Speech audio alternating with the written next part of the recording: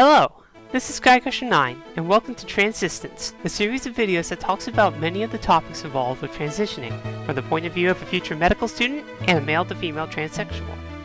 Over the course of these videos, I'll help describe the physical, medical, and other aspects about transition, ranging from the anatomy involved, to hormone replacement therapy, to the various surgeries. I hope that with this series of videos I can help educate both transsexuals who are considering transitioning, as well as those who would like to just better educate themselves about an important event and undertaking in the transsexual world. With that, let's get started.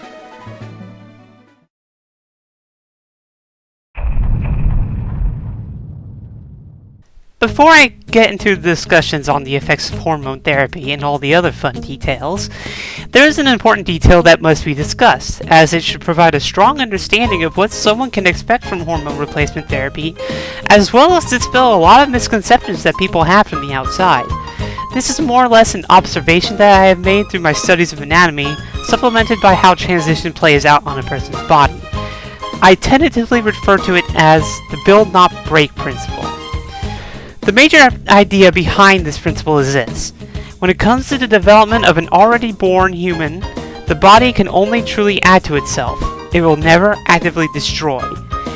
This sounds somewhat simple, but this thought is critical to know since it can answer, for the most part, what things a person can gain from hormones and what things will never come.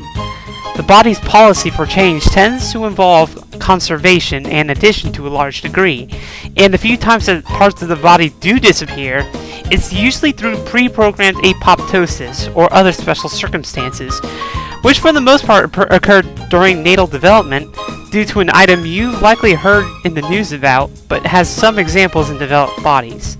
Probably the biggest example of this involves something that probably wouldn't come to mind: the nipple. Believe it or not, but every human being at one point in their life was technically female, including you. This is because of what is considered to be the genetic blueprint for a human being that is stored in each person's chromosomes, which are clusters of DNA that contain all the information needed to essentially create a person. Prior to the point where sexual differentiation occurs, which starts about the 5th week of development, each human body is developed the exact same way, and as far as sexual characteristics go, each baby starts with nipples and gonadal ridges analogous to that of a vagina. No baby automatically starts out with a penis of any kind, regardless of whether the baby has a Y chromosome or not. Once the 5th week arrives, the presence of a Y chromosome determines whether the gonadal ridges reshape into a penis and scrotum or continue developing into a vagina, but only this region is affected by this. Ignoring the reproductive system, both genders finish developing the exact same way, which is something that continues up until puberty. Now, if you've taken some biology and or sexual education, one will know that the nipple is primarily used by women, as it's where babies can get milk from their mother due to developed breast tissue. Men, however, typically cannot breastfeed since they lack this necessary tissue. Evolutionary necessity by women prevents the nipple from going away from the human race. But since men don't use their nipples, why doesn't the body get rid of it? The straight answer is that it can't. Once the body has developed something, it becomes exceedingly difficult to get rid of it. But again, why? The ultimate perpetrator is stem cells. When the body is still developing in the mother's womb, the body contains a large amount of pluripotent stem cells, which are cells that have the ability to literally become any kind of cell found in the human body. By the time a child has been birthed, though, the grand majority of these stem cells have differentiated into other kinds of cells already. Large amounts of pluripotent stem cells can still be found in the bone marrow, which allows growth of the body's bones and such, but most stem cells at this point become multipotent, which means that they can only produce the kinds of cell tissue they differentiated into. Current technology does allow scientists to switch multipotent cells into pluripotent, however the body lacks this natural ability.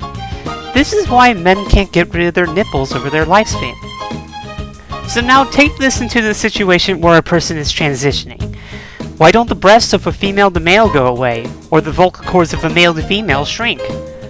In order for the body to essentially get rid of something, it has to reprogram the cells and get them to essentially die via apoptosis, or change them into something completely different, something that's outside the ability of multipotent, or otherwise known as adult, stem cells, and is something only really possible during fetal development. One might counter in saying that female to male's breasts and male to female's testicles shrink during prolonged hormone replacement therapy. However, this is only because the body's need and usage of these tissues shrink, so the body provides less resources to these sites. However, neither truly goes away, outside of surgical means anyways. There are cases where starving tissues does involve its disappearance, like the thymus gland. However, the majority of the body follows this rule. On the flip side though, male to female transsexuals will grow breasts, and a female to male's vocal cords will thicken, leading to a drop in pitch and a more male-sounding voice. Again, outside of the reproductive system, male and female bodies have essentially the same build, and only require the right hormone or compound to develop a specific region of the body. So at this point, we've come full circle. I could continue with more examples, but hopefully I gotten the point across. The basic thing to take away from this, the answer that you need to know when asking if a transsexual will develop something or not, is that with a birthed human body, so long as the development of something does not involve the destruction or replacement of itself or something else, it will happen. The body will always add to itself, but as far as development goes, it will never take away. And for the record, this doesn't include weight loss. That's fat cell territory. This is the rough explanation of the build not break principle.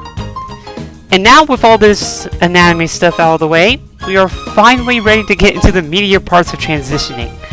So this is Guy Christian 9, this has been Transsistance, and in the next episode, we will finally start discussing the effects of hormone replacement therapy, starting with the effects on a male to female transsexual, as attempting to talk about both kinds of transsexual in the same video would likely result in a massive and quite confusing video, and splitting them up allows better discussion about both sides. Until then, I will see you guys later.